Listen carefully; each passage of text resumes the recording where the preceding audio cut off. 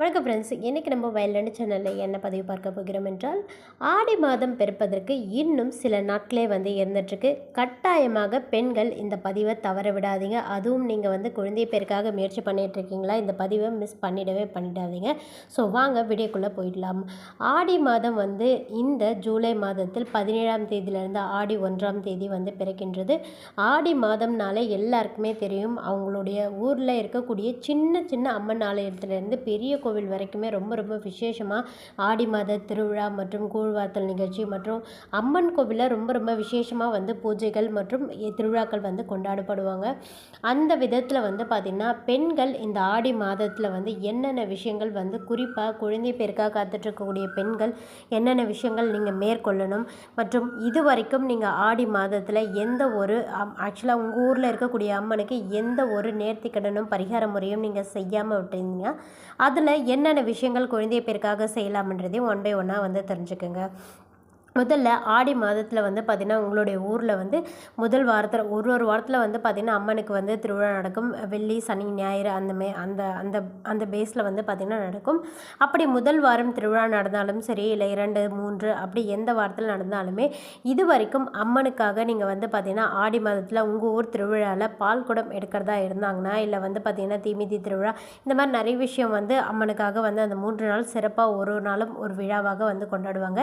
அந்த மாதிரி குழந்தை பேருக்காக காத்துட்ருக்கக்கூடிய பெண்கள் இது வரைக்கும் அம்மனுக்காக நீங்கள் பால் குடம் எடுக்கலைன்னா, கண்டிப்பாக இந்த வருடம் 2024ஆவது வருடத்தில் நீங்கள் வரக்கூடிய இந்த ஆடி மாதத்தில் உங்களுடைய ஊர் கோவில் திருவிழாவில் கண்டிப்பாக நீங்கள் பால் குடம் உங்களுடைய குழந்தை பேருக்காக வேண்டிட்டு எடுங்க.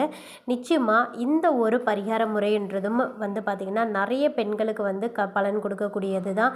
ஏன்னா பொதுவாகவே குழந்தை பேருக்காக காத்துட்ருக்கக்கூடிய பெண்கள் நிறைய ஆன்மீக ரீதியாக வழிபாடு செஞ்சுருப்பாங்க மற்றும் நிறைய விஷயங்கள் ட்ரீட்மெண்ட்லாம் பார்த்துட்ருப்பாங்க. அப்படி இருந்துமே அவங்களுக்கு குழந்தை பேரானது தள்ளி போயிட்டுருக்கும். அதற்கு பார்த்திங்கன்னா நம்மளுக்கு நிறைய காரணங்கள் உடல் ரீதியாக இருந்தாலுமே ஆன்மீகத்துவ ரீதியாக நிறைய பரிகாரங்கள் செஞ்சு கூட தடைகள் நம்மளுக்கான தடைகள், நம்மளுடைய குழந்தை பேர் கிடைக்கிறதுக்கான தடைகள் விலகாமலே இருந்துகிட்ருக்கும்.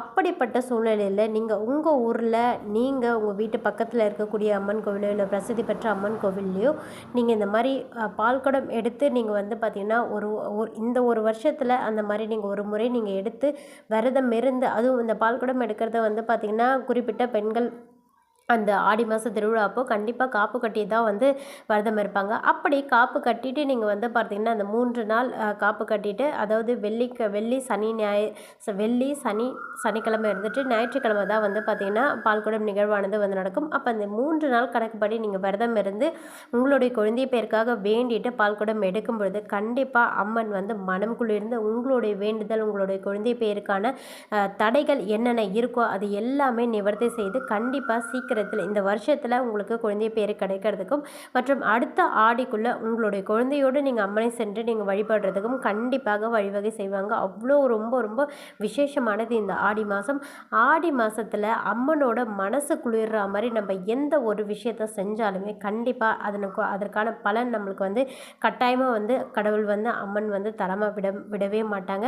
இதை பார்த்திங்கன்னா உங்களுடைய ஊர் கோவிலில் இருக்கக்கூடிய எந்த ஒரு அம்மன் ஆலயத்திலும் சின்ன வயசுலேருந்தே நீங்கள் பார்த்து வளர்ந்துருப்பீங்க.